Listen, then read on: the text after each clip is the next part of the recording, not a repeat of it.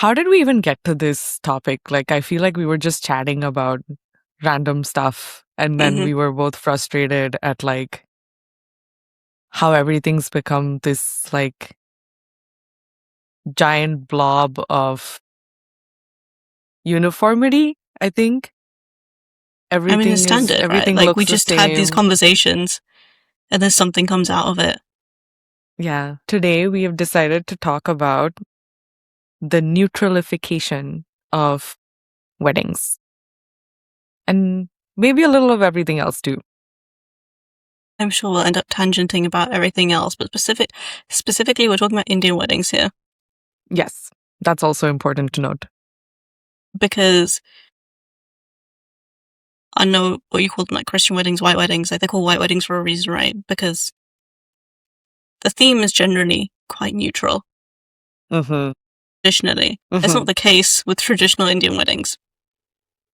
Yeah. But everyone has been doing this recently. Like, we both got married relatively recently, like within the last few years, right? And I don't know about you, but when I was wedding planning, I was looking on Pinterest for inspiration and, you know, whatever, as one does. And I was just overwhelmingly getting pushed to this very neutral looking Indian aesthetic. And the thing is, I'm not opposed to it per se, because I did like elements of the things I was seeing. Like, there was a lot of brass pots and wood and green leaves, and then it kept Which feels earthy and like that's different. Funnily enough, it was being promoted as like a South Indian wedding aesthetic. I don't know what the validity is of that. I'm just saying, like, that's what was written there. But even with like the more North Indian Hindu weddings, it was very pastel. So many options in the shops, and I was like, I don't want this. I just wanted a plain, not plain, but like, I just wanted a red outfit. And also one that wasn't like 100-kilo lehenga that I would have to walk around in all day, because I was like, I'm not doing that.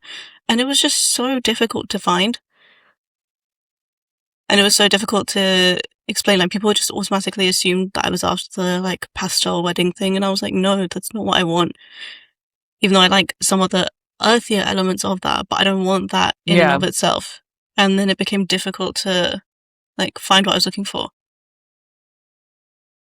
Yeah, and like, forget Pinterest also, but like even in India at the time, because I got married like 3.5 years ago now. Which is quite gross, by the way.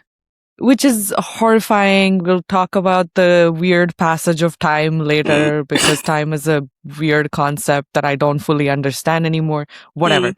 But even when I was getting married, like, it was so hard to find colorful clothing. And like, you know me, I love colors. Like, I love wearing colorful and multicolored clothing. And your wedding, like, including your outfits, were very colorful in the end.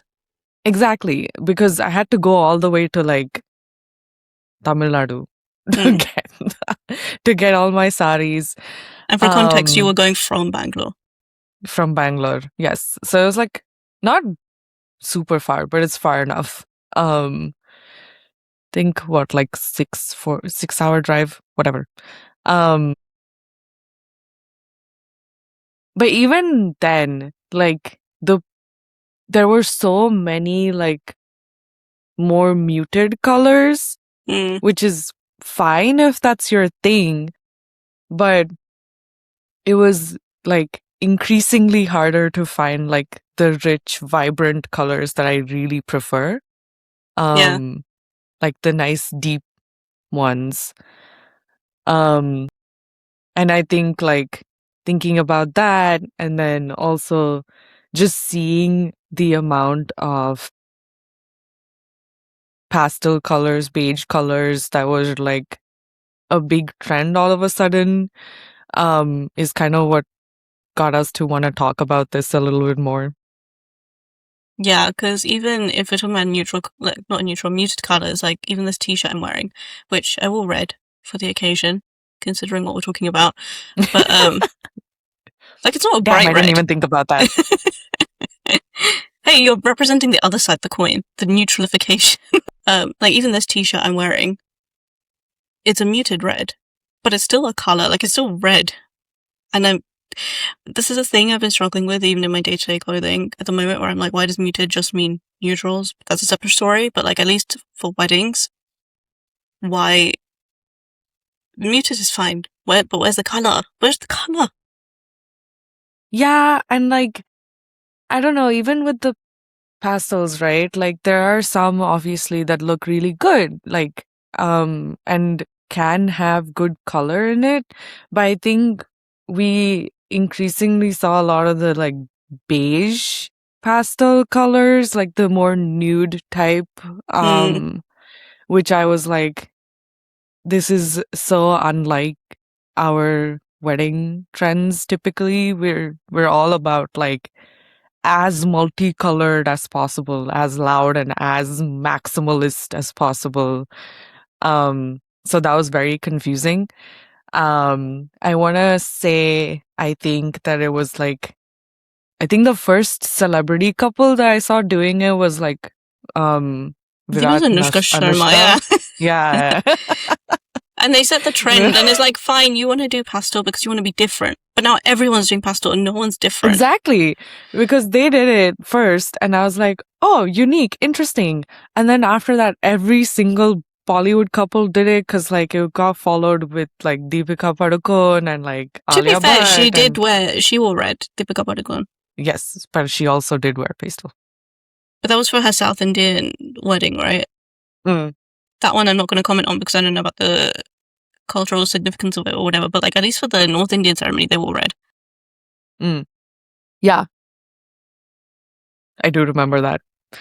But Alia Bhatt and like a lot of the celebrities after that, I think, who followed with after Anushka Sharma just wore pastels.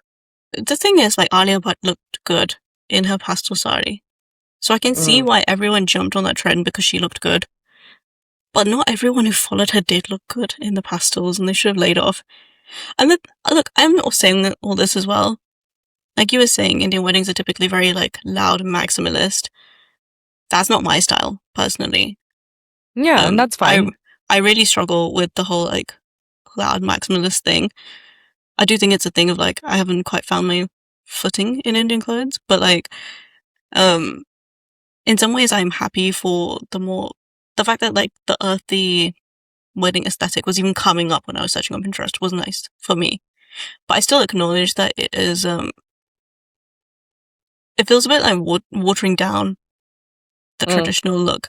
Because how is this the traditional look for so many years, for decades? This is the prevailing thing, and then flick of a switch, it becomes all about really boring pastels on people who shouldn't really be wearing pastels like this. And I know a lot of them are also wearing the pastels. Like they don't care that it makes them look washed out because then they look pale. Yeah. There is definitely like a colorist aspect to it because, you know, we're very, very obsessed with our like color and like fairness and all of that stuff. And I think like, you know, with our skin tones, it is more, I think like darker, deeper colors suit us better because of our skin tones, and like we do well with the high contrast typically. Not speaking for like everyone, of course, but like standard. Yeah, there's a reason that these things evolve this way. Exactly. And so it was really like interesting, I think, to see that it was suddenly different. And I guess you can argue that like, oh, but they were still wearing a lot of jewelry and like they were still maximalist in that way. Sure, fine. But I think even the jewelry typically, like if you look at older weddings, again, the jewelry also was like high contrast to the outfits that we would wear, like, you know, so it was, and the jewelry that you saw later, like with the pastels, it was blending in a little bit more. Yeah, it's like when you don't, this is how, because I like jewelry that is like there doesn't have stones in it. Right, so it's all gold or all silver. Like, I do like that look, but I wear that a lot, and especially recently I've been realizing that, yeah, it looks good, but unless you have, because those pieces look more like minimal in each individual piece, you have to wear more of them to get the same effect.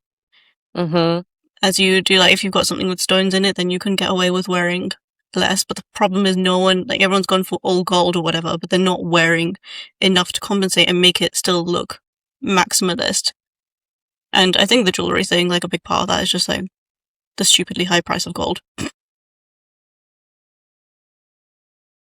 I think also, like, I mean, I'll have to probably look this up, but gold, the prices didn't start getting really horrible until like maybe the last couple of years. Yeah. It was actually pretty low before. But that's in India, and again, like, I'll have to kind of verify if that's correct. I think that is the case globally. Like, they definitely surged in the last couple of years, but it was still an increase from, let's say, 2000. For sure. But, yeah, everyone's just... it's really interesting that you were talking earlier about how the color trends have evolved for, the country, region, or whatever, based on the people there, and there's a reason why they're like that. Which has been interesting for me to realize, because I've recently, like, over the last year, ironically, since getting married, realized that my skin tone doesn't really fit into the typical trends that like those color trends that are designed for Indian skin tones. Like, my skin tone doesn't fit into that. And I kind of knew it didn't in some ways, but I'm realizing more and more, like, how it doesn't fit in, and developing a language for that, which is nice. But yeah, it's like, okay, cool, the horizons are broadening a little bit and there's a bit more variety, but still there's not enough. Like, I don't know what point I'm quite trying to make here, but I think I like what I'm also taking from what you're saying is like, okay, where's the line between broadening horizons, increasing more variety, versus like erasing what we typically like, what is our culture and heritage? Right, because it's like, if the pastels are overtaking and you don't see any of those traditional bright colors, and for the people for whom the bright colors work, like, they don't have as many options. Exactly. And that was the problem I faced. But anyway, and I'm also, I guess, like, curious, or was thinking about, like, how recently, like, there's been a rise in the clean girl aesthetic and just minimalism in general. And even with the, like, clean girl thing, it's been more geared towards, like, even if you have ear stacks, like, how do you make that more minimal and cute and, like, very simple, dainty? And, like, even with the hair, the slick back thing has become popular all over again. Which I just want to clarify for anyone who's watching the video, I am not doing the slick back. I just got out of the shower. My hair's freshly washed. That's it. Because it looks slicked back, right? It's just wet. Even if you are, again, two sides of the spectrum. We are representing. But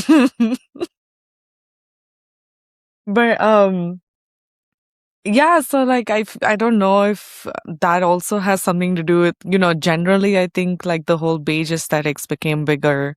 I feel like there was a point in between where there was the whole beige mom thing that became really viral. I actually did a podcast episode on that a couple years ago. I was gonna ask you about it because I remember you talking about it, and I think, was it Kim Kardashian who like kind of made it even more popular? Yeah.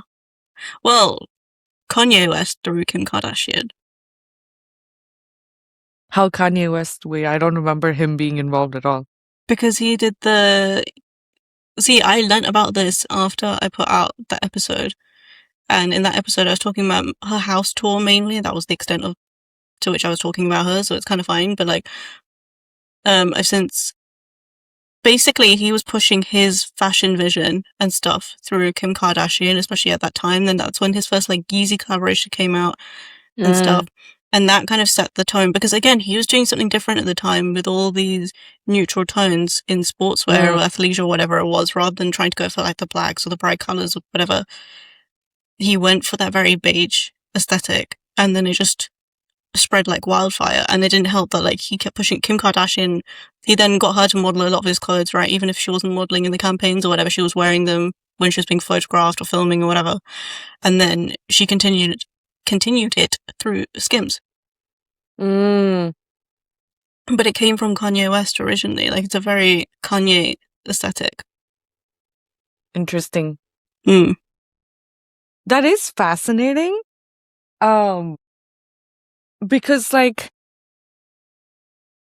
I think while thinking about like, you know, the clean girl and the minimalist beige mom, all of these things, I was also thinking like, okay, how much of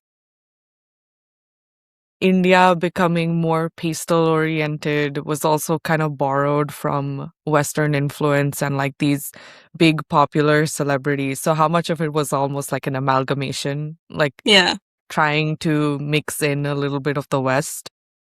Well, I think speaking of weddings as well, I actually wouldn't be surprised because we saw in the last decade there was a rise, at least in the West, in multicultural relationships. Because of the introduction of Tinder and all these dating apps, right? People were dating outside of their typical pools. So then they were getting married outside the typical pools. And so I've seen like a few Instagram posts or whatever, social media posts over the years of, you know, brides in white saris because they're marrying someone who is Christian or whatever. They want to have their white wedding, but they also want to wear the sari. So then I think things like that are also contributing to it. And I guess that's like Western influenced, even though it's not Western influence in the traditional sense that we would mean.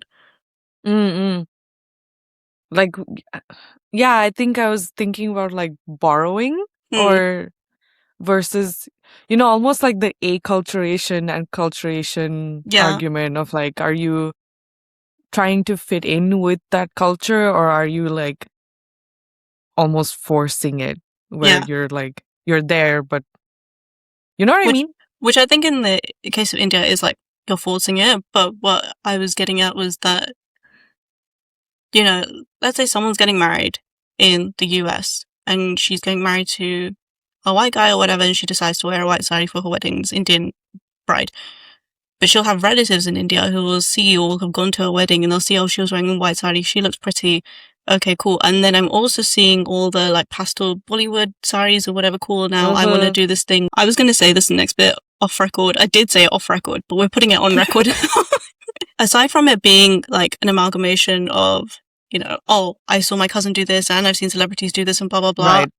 I'm also wondering if it's like they want to microdose having a white husband, to be perfectly honest. Yeah. I mean, like we've always aspired, maybe a hot take, but I think we've always aspired to like whiteness and Western trends in a lot of ways. And I don't know like if that's again like colonial hangover or like a lot of the like, oh, you're a third world country and like blah, blah, blah. The like kind of looking down aspect that kind of makes us aspire to be a little more first world country type in at least looks. Now that I think about it, I have seen a few, like I've seen various posts on socials and whatever. Someone being like, do you know that whole like things my high effort husband does that would send put a low effort husband into a coma or whatever? Or like just the general conversation around housework and stuff. It's like the white men specifically who end up marrying Indian women specifically,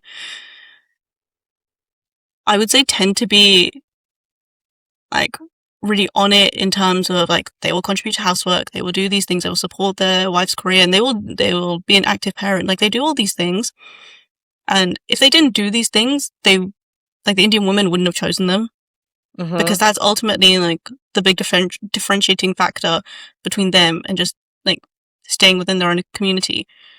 So I feel like a lot of the thing is like it's aspirational, but it's also like they see like, oh, your white husband does the laundry. My Indian husband doesn't even pick up his socks. Right.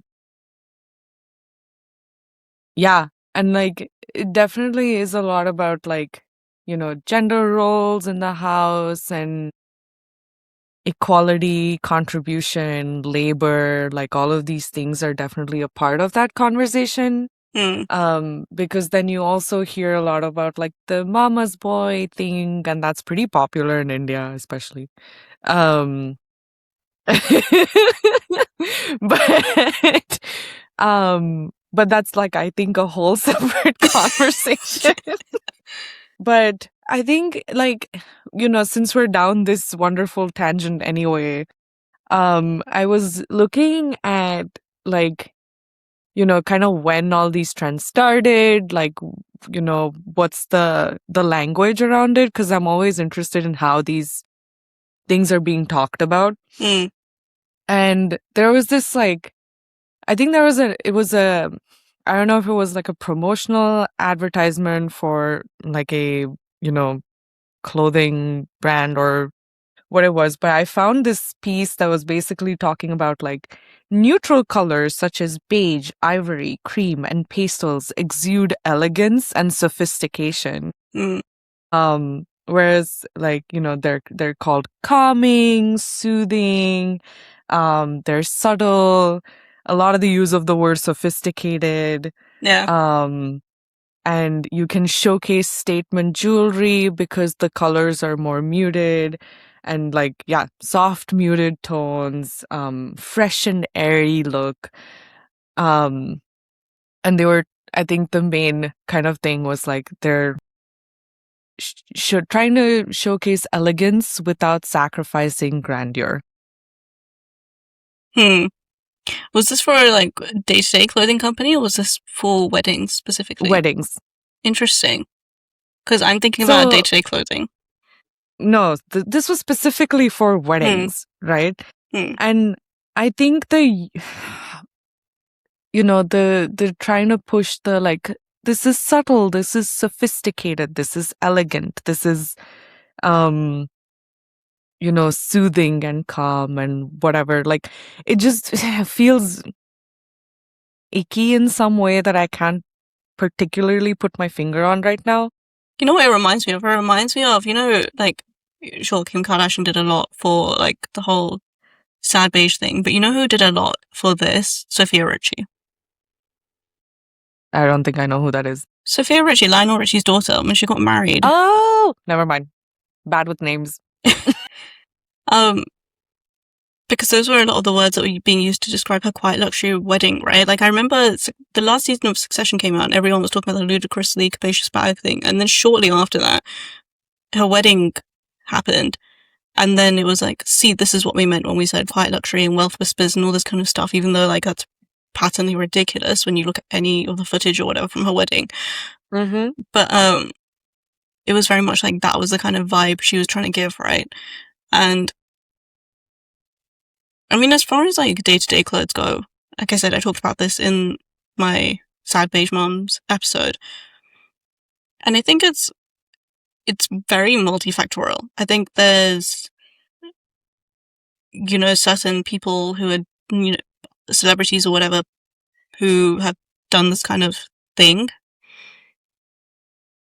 I wouldn't say promoted the aesthetic per se, because I don't think Anushka Sharma was, even though if Kanye West was.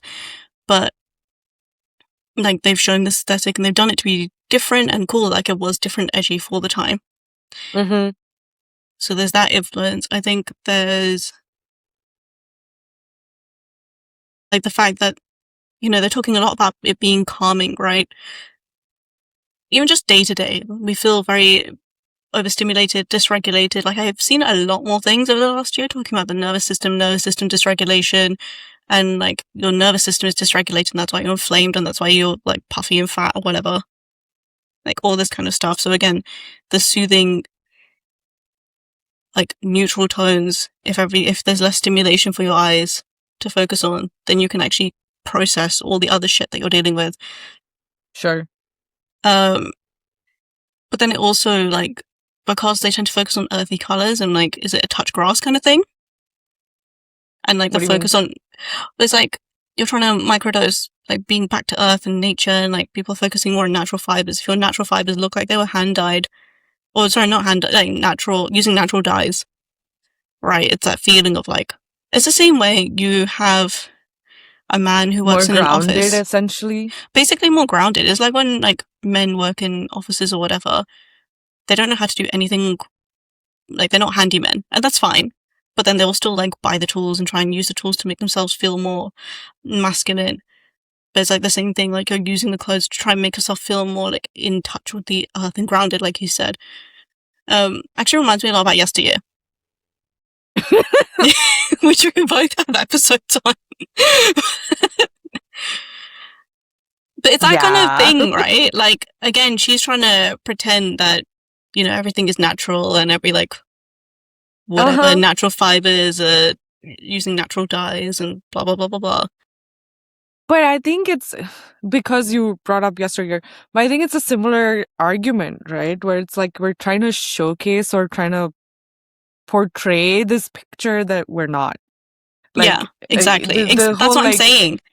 Yeah. Like you're sat on your sofa wearing so elegant. Like you're sat on your sofa wearing your like 100% linen, you know, this natural beige, natural colours, not even dyed, just natural colour of the linen, like set and blah, blah, blah. And you're sat there doom scrolling for 2 hours because you're addicted to your phone. That's like, the whole thing is a farce. Yeah. And like same thing with this article. I think that's what like really made me feel weird about it, because I'm like, why are we trying to sell muted colors as elegant? Like, what about these colors specifically speaks to elegance and sophistication? Like, again, look at the colors they've mentioned: beige, ivory, cream, and other pastels. Like, those are all very, very like, hate to say this, but like white coded. Yeah. And they're very like kind of, I don't know, they don't give wedding. Like, at least they don't give me Indian wedding vibe. That it also has its roots in fascism. Yeah, exactly. So, and like, not the Indian wedding or any, I mean the whole neutral the colors. To be very clear. I'm understood. I know you understood. I think it's a similar thing of like everything needs to be uniform and everything needs to be neat and tidy and everything needs to look like a certain aesthetic way. And while I get some of that, I'm also like, you know, everything cannot be curated to a T. Like, in Indian weddings historically are known to be messy and loud and chaotic. That's kind of part of it. Yeah, and then people are like curating everything. I mean, I'm talking, I think, more from a general life perspective, and then you're talking more about the wedding thing. So, like, I do need to get back on topic with that. But no, that's fine. Like, people are curating everything, and then now the question is like, oh, why don't I have taste? How do I develop taste? And it's like, taste comes from a life lived, and like, you've just got to do it. Another thing I wanted to say as well is that, like, not to be that dickhead, but also like recession indicator. Right, like we saw in the 2008 recession when the whole like capsule wardrobe thing, neutral started becoming a thing the first time round. But also now, if it's like on neutrals, you know, you can wear them in a variety of environments and they're always appropriate kind of thing. It's like, okay, well then you can mix and match these things to wear them to work, or if you're trying to maintain employment because you don't want to fall into that, like, the layoffs category. Yeah. Do you know what I mean? Like, it just helps you project a bit more of that vibe. Yes. And it's, I think, also interesting because I was also looking at like, okay, when did globally minimalism become more of a trend? And it was around 2009. I don't think I need to say anything more with that. And in India, things always come like a couple of years later. So like 5-6 years later. Guess when it became a trend in India? 2016, 2017. Yeah. Which is like actually when by the way, when Virat and Anushka got married. But anyway. It's horrific. But also, yeah, but around that time, like in the West, it was very much about like bolder, brighter colors, like more makeup and stuff, right? Like that was the look of the time. And so it's very interesting in 2016 to have... or in 2016. 2009? Mm-hmm. And the now whole that's Instagram a thing baddie back thing. in India. Now. Yeah. Interesting. Because, yeah, India's now gone like full switch back to like, hey, we used to be maximalists. Like, we used to, our earrings used to, like, we had ear stacks way before like the West discovered ear stacks. And like, that's become a bigger thing. Colors have come back into fashion. Like, yeah, people are wearing jewelry now as a regular, for regular outfits, even if they're like going out in like regular shirt, pants, whatever. Yeah. They're wearing like nice jewelry, good earrings, whatever. People are being more maximalist. It's, I think we before have talked about things going in cycles and trends coming back in cycles. And so we are seeing almost like a rejuvenation of like the older maximalist trends. But I was, this might be a bit of a reach, but I was also looking for like Pantone colors of the year and seeing if that played any role. 2017, we were like, the color of the year was greenery, which it was almost like, have you seen the Brat album cover? Charlie XCX's? It's that color, like that bright green, fluorescent green. 2018, ultraviolet, beautiful, lovely, deep purple, violet type color. Yeah. 2019. Yeah. Okay, I'm gonna wait for you to type. And colors of the year since 2000. Is there a chart? Okay, yeah, I've got a chart in front of me that goes up to, this one goes up to 2023. So, 2018 ultraviolet, 2019 coral. Yeah. I like that color. 2020 is like a blue. 2021, I think they had two colors with the bright yellow and then ultimate gray.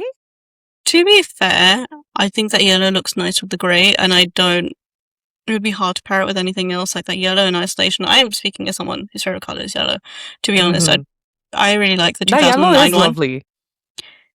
But the 2009 one is like, I really like that shade of yellow. And I do like the 2021 shade of yellow, but I like it with the grey. But I know everyone was in uproar when the grey came out as one of the colors. For good reason. And then what is the 2023 one, like magenta? Yeah. Yeah. And then 2024 you have peach fuzz. That one was a weird one. Also, why would you call it peach fuzz? Yeah, it looks very, very, very neutrally, like very... Looks suspicious. Very pastel. Yeah. And then 2025 is Maca Mousse, which is like, again, a very dull brown, a more pastel-y brown. It's not even a nice vivid brown, Yeah, it's a very like washed out brown color. And this year it was then, Cloud of Dancer. course, the most controversial, Cloud Dancer, the whitest of the white colors. Yeah. But I think I found it very interesting that we kind of like we went from like pretty bright, bold colors to like slowly more softer colors. To be fair, I'm looking at some of the other colors, and remember when masala was the color? Well, they spelled it masala. I don't know how you're supposed to actually pronounce it, but like in 2015, that was supposed to be like a red. But I'm looking at it now, and it looks a very dull brownish shade of red.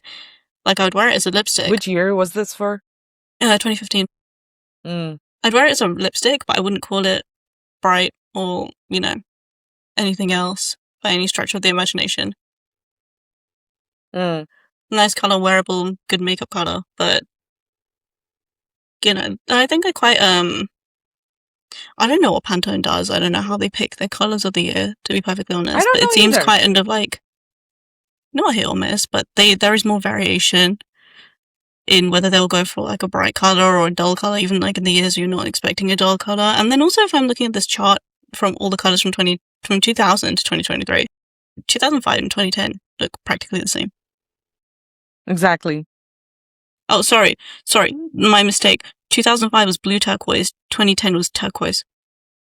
And then the 2016 also had the like almost bubblegummy color with the like rose quartz and serenity, like, you know, the light pink, light purple. I would say actually that rose quartz is like the very millennial pink that was everywhere at that time. But even then, that's a pastel color. It's a very muted color.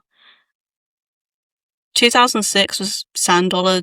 Sand dollar is very like, it's basically cloud dancer, right? Like, what is the difference really?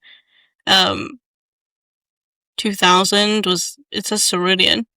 I'd say it's more like a cornflower, like again muted blue. Yeah, it doesn't look cerulean. That reminds me of the Devil Wears Prada. But yeah, there's some variation in the Pantone colors. There is some variety. Although at this point, I'm like, how much are they really rage baiting? Yeah. Social media at this point. Because I think the last 3 years specifically have been like all dull, beigey colors, which is what was like a little sus to me.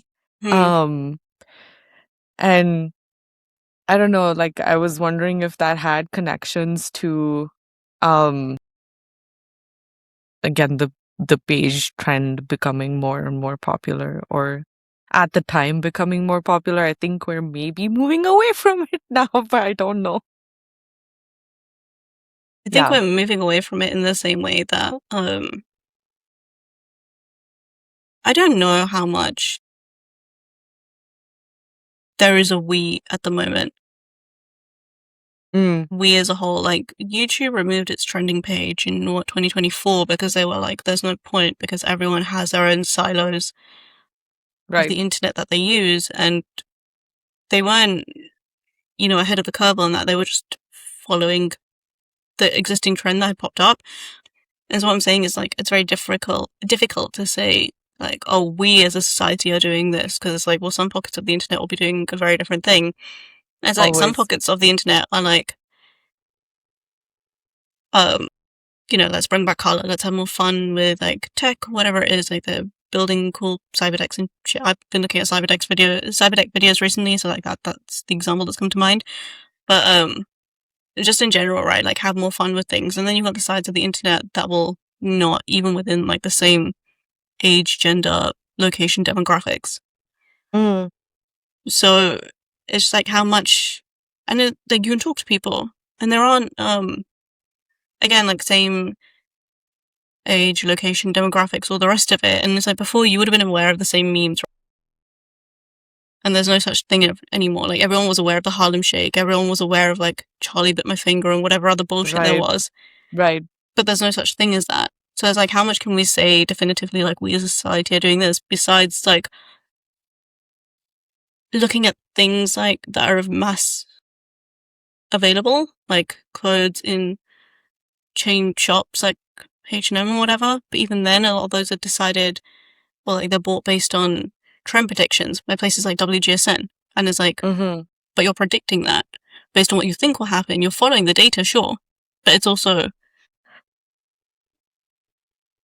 you know, is life following art or is art following life? Yeah. Yeah. And I think that's why I was curious at looking at these, like the trends of that time, because I'm like, okay, did we follow a trend or did we set it? Like, you know, thinking again of Anushka Sharma, is she trendsetter or is she just follower of trend? I think in her case, she was trendsetter for her context, right? Like we established, no one else had done the thing at the time in India, like in such a big way, in such a visible wedding. So it was fine at that point. It was just like later on, it became a thing. And then actually I want to hear something from you. Speaking of, you know, this whole reclamation of Indian heritage and fashion. I've seen a lot of people talking about, they tend to be like NRIs. They'll be talking about like, oh, this company, this Western company has stolen like Indian fashion, or this thing like the jutis or the jhumkas or whatever it is. Right, they're trying to sell it. Scarf. That whole thing, right? But it tends to be NRIs who are talking about it. I don't see as many Indian people like from India talking about it. And I saw this post the other day that was like, people make fun of NRIs, like, for their fashion or whatever. Like, that was a big discourse a few years ago. But ultimately, like, they are the ones who are doing not more, but they are playing an important role in preserving the culture. Like, a lot of the outfits that were worn to Coachella this year had this very Indian influence, right? By like the Indian influences or whatever it was. So people looked at that and they were like, that's cringy. But it's like, but they're adapting and bringing their culture into a different sphere. And they're actually still trying to preserve it. And that is something that is important to them. And arguably, they're doing more than people in India are doing, because people in India are more willing to adapt with the trends and move on, like by adopting this whole like this minimalist wedding aesthetic, for example. Whereas a lot of people like outside of India will tend to be like, well, you know, big fat Indian wedding or whatever it is, like their equivalent, like it will be an Indian wedding. Right. So what is your take? Which is funny because I did attend a wedding, Indian wedding here in the US pretty recently. And I think like it was a pretty elaborate wedding. Like I could have easily said that this happened in India and it would have been no different. The food was again elaborate, full meals like you would do back in South India at least. The outfits also were very elaborate for everyone, the like bride, the mom, the groom. And this was still a mixed culture wedding because the bride was white and groom Indian. But it was still like a very elaborately Indian wedding. And so like I do hear a lot of what you're saying, and I think there's pieces that I agree with and pieces that I'm also wondering or curious about, like how much of this is the NRI folk like trying to cling on with every shred to like homeland essentially. Yeah, well, that's why I wanted to ask you, because you would have the actual nuanced perspective on this. And I mean, you know, like I have a lot of problems with the NRIs in general. Thanks. But you're not. Sure. Not you, and I will tell you why. I think my issue with NRIs in general, and this is why I say it's not you, it's because like there's a lot of glorification and almost misunderstanding of what India is. Because they remember an India of their past, and they remember like a very, you know, fairy tale version of the country. Yeah. And India has changed, like almost unrecognizably, even just like, when did I leave? I left in like 2022. 23. I went back in beginning 2023. Yeah. Yes, thank you. And I went back end of 23, beginning of 24. And already I was like, what are these new places? Like, I don't know any of this, right? Like my area looked unrecognizable. Mad. In one year. Because, and I went to stay with you first time 2017. Right. And then I came again for your wedding in 2022. And I was like, okay, it looks like it did. Yeah. And there it wasn't unrecognizable then. That's what I'm saying. Yeah. So you're telling me that 1 year you were gone, it was that different? Yeah. But again, like, you know, a whole different conversation, but like there was a lot of development near my area because like, you know, like that area became like the IT hub of Bangalore. So, you know, more apartments, more offices, whatever, blah, blah, blah. But I mean, I think it's the same. That's the main issue that I see is like these older, especially the older generation, like even older millennials or like, you know, Gen X, Boomer era, like they really hold on to what they think India is like, and basically the news that they hear out of the country, things like everything's digitized and you can pay for everything just with your phone. You don't need to take a wallet outside. So you hear like really good stuff, right? When you're not in the country, you don't actually see like the ground reality.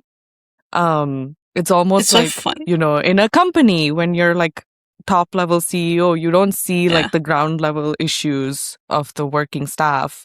Same problem. It's so funny because like, even if I'm not that person, I can think of examples of those people. I know exactly who you're talking about. Exactly. I know it you bothers do. me. And that's why I was like, it's not you. Yeah, fine. It's definitely not me. Which is why I was very confident that I'm not talking about you. It's really annoying though when people do this.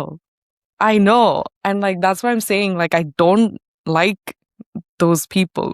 And but I also see what you're saying. And I think that's in a large part because of this, because there's so much of like holding on. And of course, they're passing on a lot of that stuff to their children. And their children are the ones who are like born here and are the ones who are like, going to Coachella and all these places with a little bit of that Indian fashion. Which I'm not saying is a bad thing, but I'm saying like, let's think about why.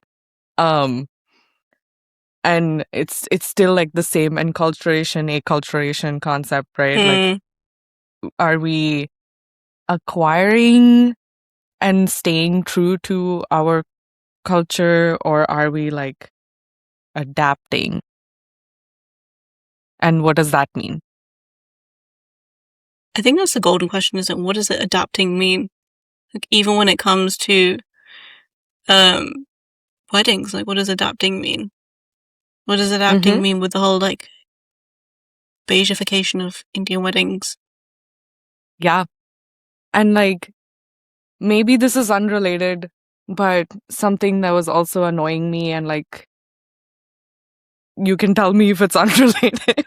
But I was also thinking of like the dance numbers from Bollywood movies that have been popular in like recent times.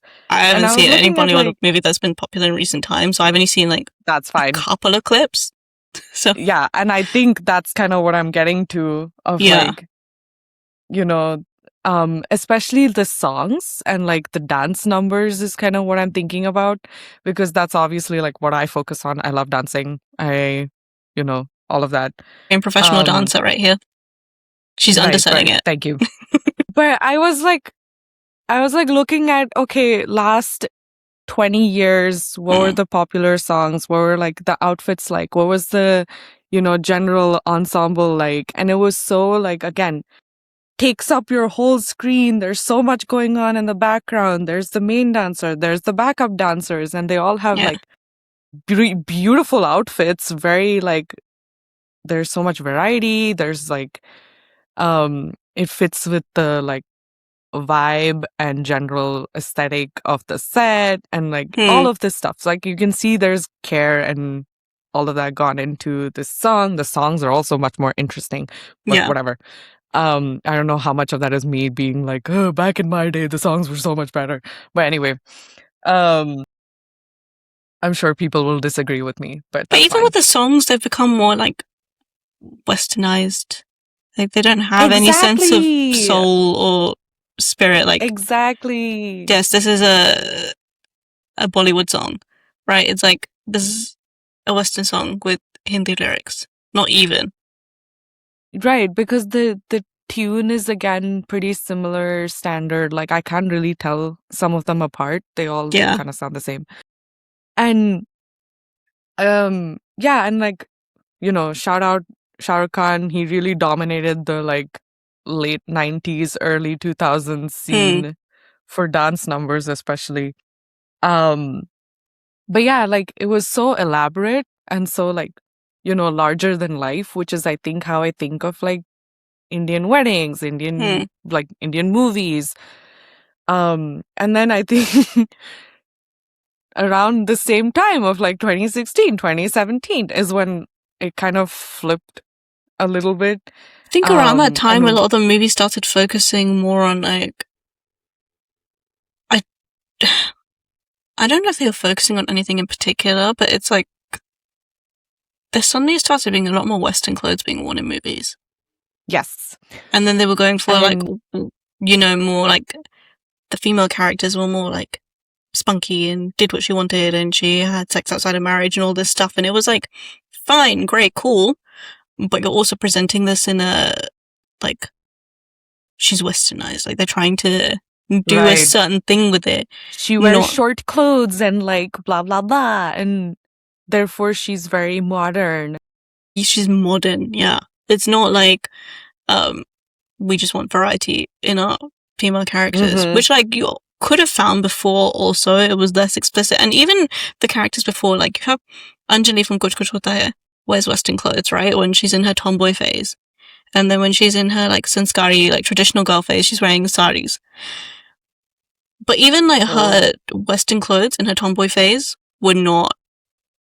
There's a big difference between her. Colorful. I mean, that I think is like of the time period, but there's still a difference vibes wise. Like I can only describe it on vibes, but like between her and like some of Alia Bhatt's characters in like what's that one film, Kapoor and Sons, for example, I'm thinking of, or like Vijay Lakshmi in Queen, or what's her face? Kalki's character in Gully Boy. And at least in her case, it was like, okay, Vijay Lakshmi is like born and brought up in Paris. Kalki's character was like went to uni in the US, so it's like, okay, fine, there's a bit more excusable. I don't remember anything about Alia's character in Kapoor and Sons, but it was still just like, you're just here. Like she plays a lot of those characters where she's just the modern Western girl. And then she has to like prove her Indian values again in like things like Humpty Sharma Ki Tulaniya and like all this kind of nonsense films. Yeah. I think the difference, and again, not refined, whatever. I think the difference that I see is that like there's still an Indian touch to, for example, Anjali from Kuch Kuch Hota Hai. Like it still feels a little like, yeah, like this Kyra. Is definitely something. Kyra from Dear Zindagi is another like huge example. Yeah. Sorry, that just came to mind. Yeah, but there's still like you can tell like, okay, Indian influence still exists, you know? Yeah. Whereas these other ones like Kalki and all of these other examples, it's fully like these are just Western clothes that are meaningless and there. Like they don't add anything to the character per se except to just highlight the fact that these are modern people. But I feel like that's a problem across costume design recently, like the period dramas, like in Western media, and I don't really watch TV and films the way you do. So. Like the Odyssey. What about the Odyssey? Like, the costuming was a big point of discussion because like all the costuming felt very bland. Okay, I haven't seen it. I'm considering seeing it, but I was just thinking about other things like what was I going to say? Like The Crown came out recently, and it was like, the costuming was good in The Crown, but The Crown is a period piece. Or like, what else has come out recently? Can't think of. I mean, The Crown was also a while ago. I'm blanking right now. I'm also trying to think of more modern or like more current shows. But then when it comes to the shows that are set more like modern or currently, they tend to be, and even the period pieces are getting bad, so I don't know what I was on about. But like, I know The Devil Wears Prada 2 got a lot of flack for its costuming. I haven't seen it, so I can't say. But like that got a lot of flack for its costuming. Elle, the Legally Blonde prequel series on Prime. Which I haven't seen. I haven't seen either, but it's gotten a lot of flack for its costuming. And that's supposed to be a period piece because it's set in 1995. And it looks terrible. I guess the point I was trying to make, not very well, is that costuming has just gotten worse recently anyway. And I think that's why when things come up like Succession, even though Succession, like all the outfits are very dull and fit into this kind of aesthetic that we're talking about, they're still really well done. And they still communicate something about the characters and they contribute to the storytelling. Exactly. So it's like Succession actually has really good costumes. They're meaningful. But that's why it stands out, because it's unusual. They're meaningful because they're like meant for, you know, to showcase the kind of people that these guys are, like the work that they do, all of this stuff. So it feels a little more intentional. I think that's what I was trying to get at, is like the more Western outfits, at least, like, I don't know, now I haven't seen a Bollywood movie in a while. But that's also because I feel like they've become really weird. I mean, no, that's wrong. I did see Durandar, but whatever. I guess that technically counts as a period piece because it's like set way before. But even the outfits there were like boring. I mean, like, and then like I think, you know, I was pointing out the dancing and all of that stuff also as like a larger piece of just the minimal trend in general, and like everything needing to be more like compact, or I don't know if compact is the right word, but well, they're compact for phone screens and exactly from social media. Yeah, and like, you know, the dances can now fit on that vertical screen. And the like dancers are given like this one square box that they can't move out of. That's a whole whatever. But like that, I've been seeing that even with things like you said, the costuming, and then even lighting in movies has been very just like blast all lighting, you know, no nuance, no like shadow work, or like there's nothing else. It's just like bleh, light all the time, no matter what the situation or setting, whatever. And I'm like, I appreciate being able to see what's happening, but also like not everything is gonna be this bright, guys. Like, come on. It was like they went too far from all the dark films that came out in the 2010s, like all the it was all the superhero movies, but they've somehow set the tone that everyone was complaining enough, I guess, that now everything is just too bright. Yeah. And I don't like it. But anyway, I think all this to say that, like, what are you trying to say? All this to say, the whole pastelification of Indian weddings is boring as shit, and you need to do better. Like, a couple people can do it, it's fine. Not everyone needs to be doing it, and not everyone. You shouldn't be pushing it on everyone. It doesn't suit everyone. Like, no. Wear color. It suits you, I promise. I don't know. I think it's also like the do whatever you want thing, you know? Like, you don't have to follow a trend. You don't have to, like, do what others are doing. It's a do whatever you want thing, but then people will take that and then be like, well, I'm doing what I want. I want a pastel wedding. And it's just like, fine. But also, like, you know, you have other options besides that, right? Like, you don't have to do exactly. And that's what I'm saying. Like, yeah.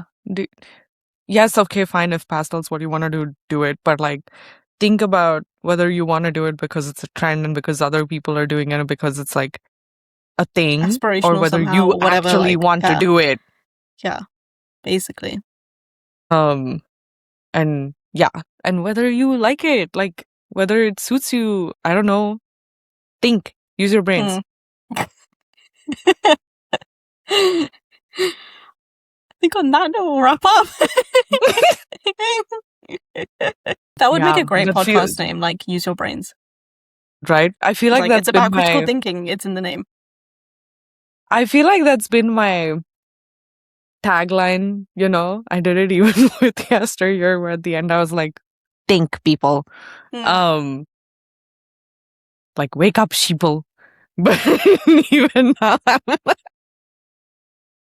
no, seriously, like, I think critical thinking has been a steadily declining skill, and I'm all for advocating for more people to utilize their brains a little better. And utilize some color. Thanks for listening. Bye. Bye.